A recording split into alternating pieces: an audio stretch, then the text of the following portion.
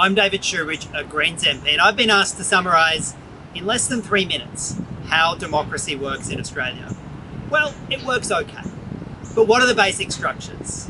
Federally, we have a federal parliament in Canberra, and that's the parliament for all of Australia. There are two houses to that federal parliament. The lower house, made up of representatives from local electorates all around the country. And then the upper house, made up of senators.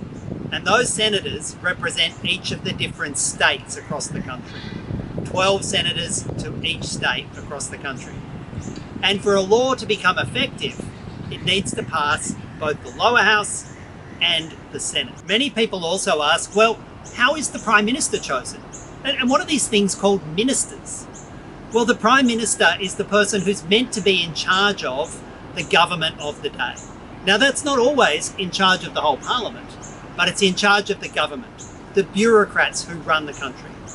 And with the Prime Minister, there are chosen from the Parliament, both houses, ministers whose job it is to run key government departments. And the job of the Parliament in those circumstances is to hold the Prime Minister and the ministers accountable for how they act, how they spend money, and how the bureaucracies under them achieve outcomes. Of course, the Parliament is also important because it's how we make new laws.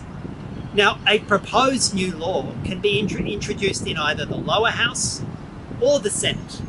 But wherever it's introduced, for it to become a law, it needs to have a majority support in both houses of Parliament. Once a law is introduced in either House of Parliament, you might have noticed there can be a little bit of argument about it. Well, that argument can happen in both houses, but for a law to be effective, it needs that majority support in each.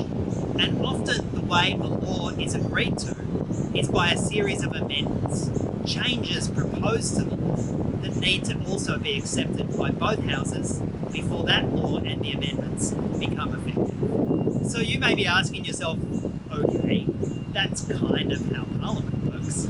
How do we as voters have an influence on that? Well, thankfully, in Australia, we have this thing called preferential voting. Under preferential voting, you can put a number 1 against the party or the candidate who best reflects your values.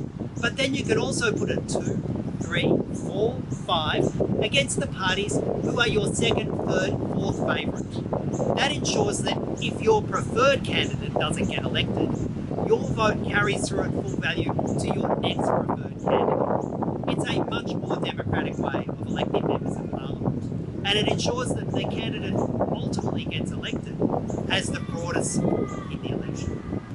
When you're voting, it's important to know what the values are that underpin the candidate or the party who you're thinking of voting for. As a Greens MP, I'm committed to our 4 key principles, the first of which is social justice, ensuring nobody is left behind, whether it's in Australia or globally. Also committed to peace and non-violence, to ensuring that our politics, as far as possible, avoids violence, that we avoid war, but we also call out the aggressive acts of other nations around the world. To environmental sustainability. Of course we need to protect the climate. Of course we need to protect this planet. Because without a sustainable environment, we have no future, economically or socially. And finally, to grassroots democracy. Ensuring as far as possible that ordinary people have a fair and genuine say in politics. So we know democracy is messy. We sometimes wonder how these arguments will ever be resolved.